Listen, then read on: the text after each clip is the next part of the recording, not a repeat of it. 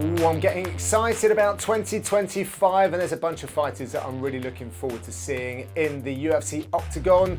I wonder if my list matches yours. I'm UFC commentator John Gooden. I've put together half a dozen fighters that have already made their UFC debut, but have had 5 fights or less for the promotion.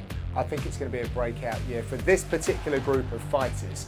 And let's start with UK heavyweight Mick Parkin. Now, he's undefeated with 4 fights under his belt already. Parkin has just signed to fight Marcin Tybura. That's a huge fight against a man that has headlined for the UFC on multiple occasions. Now, as for Parkin, well, we're about to find out just how good he can be. So far, he's shown us he has a cool head, he can weather a storm, can outbox good heavyweights, and also can finish by submission. So there's a lot in there to look at. And peeling back the curtain, coached by UK veteran Andrew Fisher, plus he's been the long-time understudy to current KSW heavyweight champ Phil de Vries. Then you add his cross-training with Tom Aspinall, and you know he's going to be well prepared after working training rounds with some of the very best heavyweights out there.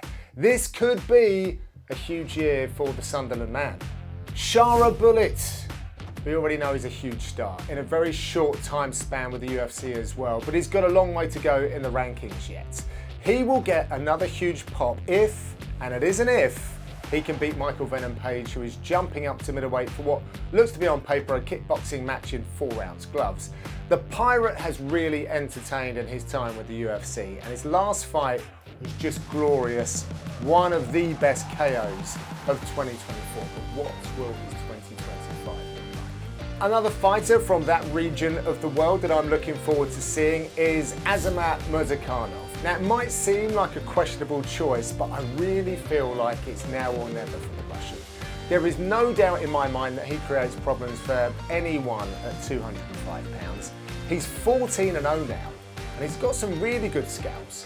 KOing Alonzo Menafield should get everyone's attention, but if you're not appearing at least twice a year, it's going to be difficult to get momentum. And with just 2 fights in 2 years for the 35-year-old, he will hopefully stay healthy and wow us some more in 2025 if he's to make a really big splash in the division. Staying with light heavyweights, and Umar C is an interesting prospect out of Paris, 10-0 with a wrestling-based style, competing at light heavyweight. He really could be a future force. He decided to take his training to American Top Team for his last fight, and you know that if he can get the buy-in of the right coaches over there, his game is going to do nothing but grow. He's 28, so his best years are still ahead of him, and when you talk to him, he makes all the right sounds for someone looking to reach championship status. So, looking out for Umar C in 2025. Keep an eye out for Owain Elliot in 2025. After an unblemished 2024 campaign and the promotional push given the marketable package that he possesses, Elliot could really get some good opportunities that could see him accelerate his way through the rankings. He's already shown that he's got skills pretty much everywhere, a real thirst for learning, natural athleticism. The Welshman could eclipse his positive 2024 next year. The 6th man that I'm really looking forward to watching in 2025 is Lonnie Kavanagh, a product of GB Top Team under Brad Pickett. Fans surely by now know that fighters under that roof have demonstrated a proven pathway to success in the UFC. And when you couple that with a flyweight who knocked people senseless, Kavanagh will garner a lot of attention early in his career. So big 2025 ahead for Lonnie Kavanagh. So there are just 6 fighters under the lens for 2025. Who do you have your eye on? Let me know. Next year will be the perfect opportunity for one or some for sure.